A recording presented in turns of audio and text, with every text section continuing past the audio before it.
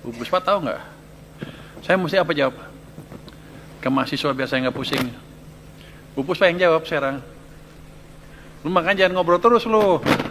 Tapi saya pengen ngetes juga. Juara 1 mana?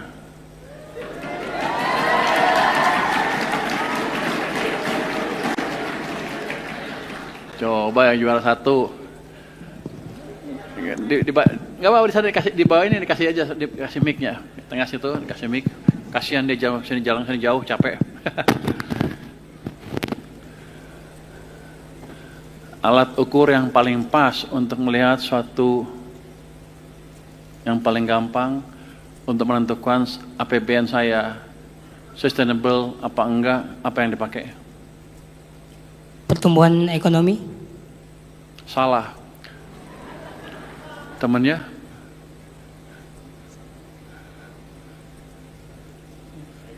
Ayo, saya kasih waktu 5 detik deh untuk diskusi. Postur APBN. Apa? Postur APBN. Salah. Sebelahnya? Nggak bisa. Ayo, tebak aja, salah nggak apa-apa, nggak didenda kok. Anggaran. Anggaran, anggaran kan APBN-nya. Salah. Berarti pertanyaan yang paling inti dari itu nggak terjawab. Berarti Pak Arief nggak ngajarin dengan benar nih Pak Arief. Gimana sih? Oke, jelas satu silakan duduk. Kita kasih kesempatan. Oke, silakan, terima kasih. Ini bukan berarti Anda jelek ya. Yang ngajarin aja nggak becus tuh Pak Arief tuh. Juara 2, berdiri. Coba pertanyaan yang sama, jawabnya apa?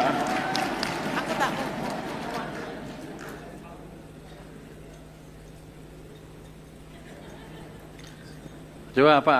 Pertanyaan sama. Kalau di APBN, kalau saya mau lihat APBN saya berkesinambungan apa enggak, yang mana yang saya lihat?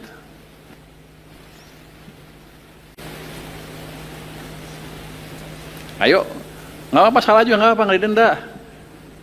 Anda jangan takut, kita nggak ada yang tahu. Makanya saya nanya.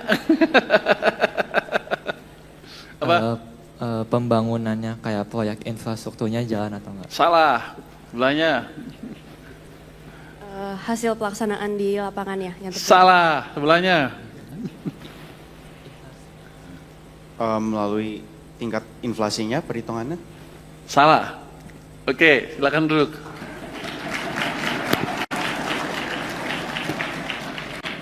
Kalau juara 1, juara 2-nya nggak bisa, pasti 3, 4 juga nggak bisa ya? Kira-kira ya? Gimana kalau kita tanya pejabat Kementerian Keuangan?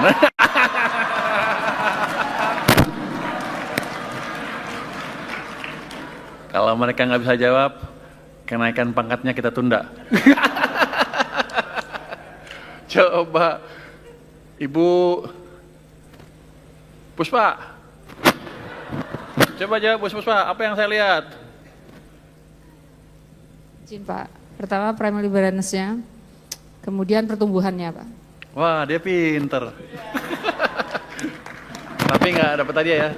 Jadi kita lihat primary balance-nya utama, begitu positif, kita anggap anggarannya berkesinambungan, yang lain kita nggak peduli. Sebetulnya itu kalau melihat.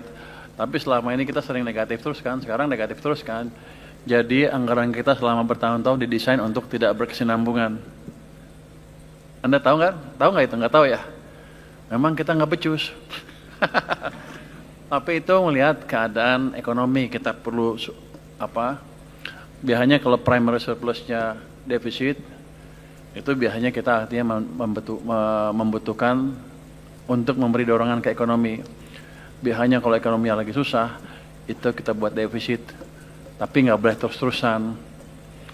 Kebijakan yang bagus adalah pada suatu saat primary surplusnya dibuat positif. Jadi kira-kira itu. Mau tanya lagi? Mau pertanyaan lagi? Ada yang mau tanya lagi nggak? Apa ya? Sekarang kan saya mau nanya lagi nih. Orang sibuk kan nuduh pemerintah kebanyakan utang. Rasio utang ke PDB-nya hampir 40%. Defisitnya di atas 2% ke PDB lah anggarannya. Orang bilang Pak Jokowi ngutang terus, yang sekarang juga pasang ngutang juga. Pak SBY ngutang juga walaupun agak menurun pada waktu itu rasio ke PDB-nya. Kalau saya didesak, diprotes sama mahasiswa, mempertanyakan kenapa utang kamu ke PDB sebesar itu artinya negara mau bangkrut kira-kira gitu. Jawabannya apa? Coba juara satu. Jawabannya apa? Jawab lagi. Dari tempat aja, berdiri aja di situ. Saya mau minta jawaban dari Anda yang bisa saya pakai mematahkan tuduhan para mahasiswa itu. Silakan. Coba berdiri, sambil berdiri aja. Baik Pak, terkait dengan rasio defisit dan juga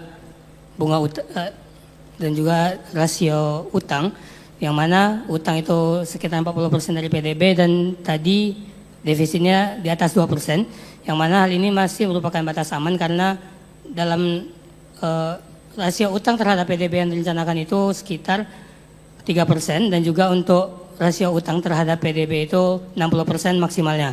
Kemudian utang yang diambil ini juga bisa sebagai salah satu langkah negara untuk melaksanakan kebijakan ekspansi fiskal yang mana supaya membantu memutar roda perekonomian dan juga menjaga daya beli masyarakat. Udah. Ya 25% lah.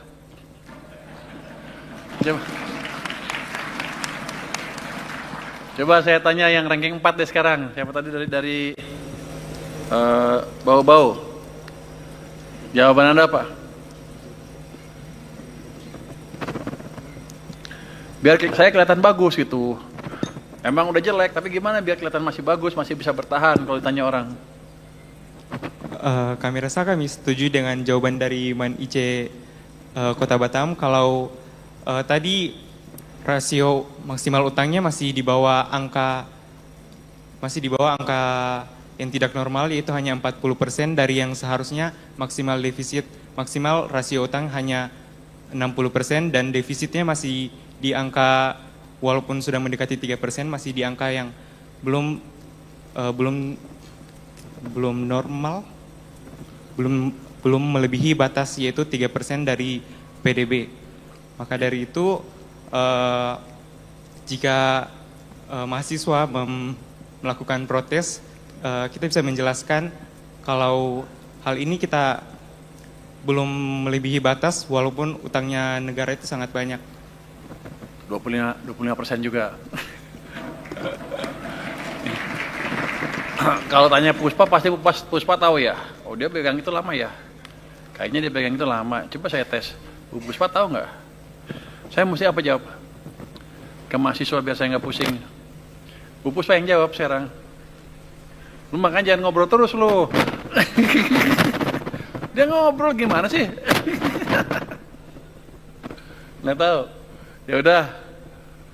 Yang ranking 3 dari mana tadi? Samarinda.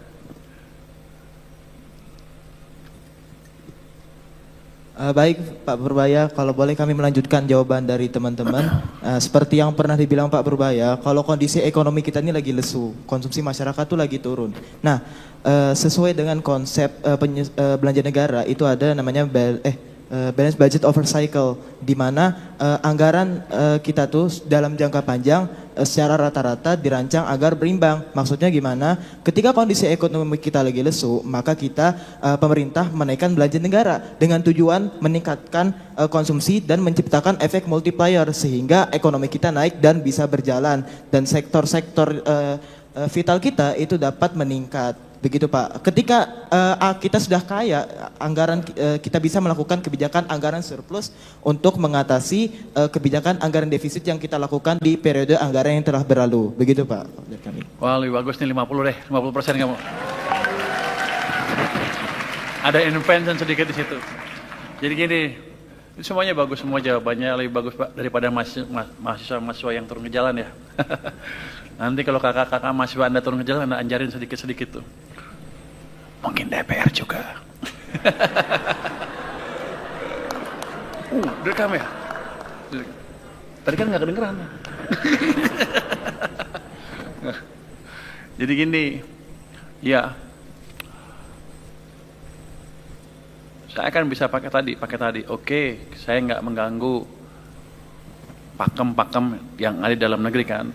3% dari PDB defisitnya, 60% di bawah 60% dari PDB utangnya.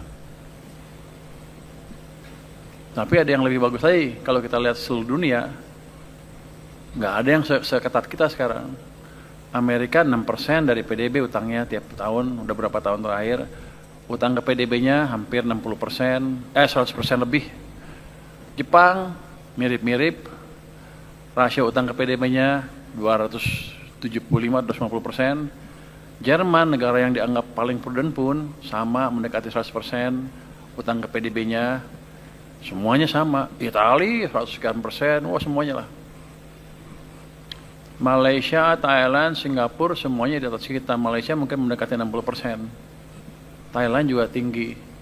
Jadi kita di kawasan termasuk yang paling prudent. Itu satu.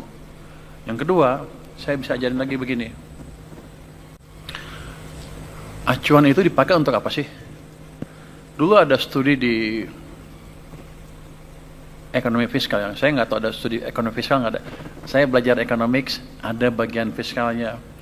Di situ sebetulnya kenapa sih perlu rasio-rasio itu? Itu untuk mengukur suatu negara bangkrut apa enggak. Acuan yang nggak ada. Ya dipakailah utang ke PDB ini PDB, tapi acuan suatu negara bangkrut apa enggak tuh nggak clear. Apakah kalau di atas 60% ke PDB, per PDB rasio utangnya negaranya bangkrut? Enggak, lihat tuh. Jepang, Amerika, Jerman, seperti itu semua kan. Negara sekeliling kita seperti itu. Jadi besaran-besaran itu dipakai oleh lembaga pemerintah untuk melihat kesinambungan suatu anggarannya, sebetulnya untuk mengukur suatu negara itu mau bayar utang atau mampu bayar utang, itu aja. Jadi walaupun utang kita besar, kalau kita mampu bayar utang ya udah, peringkatnya tetap bagus. Kayak Amerika masih triple A kan, walaupun turun 1. Jerman juga masih triple A, rasionya seperti itu, besar-besar semuanya. Jadi ilmu fiskal itu angka-angka tadi diambil agak arbitrary.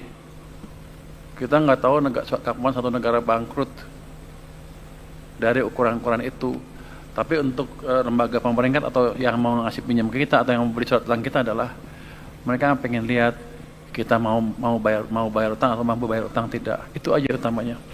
Jadi kalau saya misalnya rasio utang ke PDB-nya 40%, tapi besok saya bilang saya default, saya nggak mau bayar utang, selesai itu. Surat utang kita nggak laku. Walaupun kita bilang anggaran kita kredibel, orang nggak akan ada yang mau ngasih pinjam ke kita. Selesai. Dianggapnya kita nggak prudent, anggarannya nggak berkesinambungan dan lain-lain. Runtuh semua kepercayaan ke fiskal. Jadi yang kita mesti jaga itu, apakah saya bisa bayar utang atau saya mau bayar utang. Dua itu. Dan misalnya saya kepepet karena kondisi ekonomi memburuk, saya mesti ekspansi supaya ekonomi yang nggak hancur. Terus defisitnya saya lebarkan di atas 3%. Ya undang-undangnya mesti betul ya, kita mesti perpu kali. Tapi dari sisi praktek internasional ngaco apa enggak? Enggak juga. Suatu saat mungkin kita akan menghadapi keadaan itu nanti, kalau bukan sekarang ya. Bukan zaman saya yang jelas, kalau gua mah jago, ekonomi pasti bagus terus, naik terus.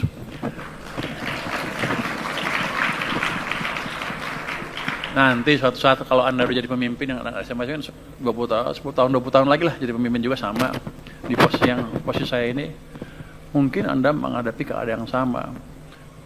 Tadi counter cyclical yang dibilang tadi, counter cyclical policy mesti dijalankan. Kalau enggak ekonomi hancur. Jadi counter cyclical itu gimana?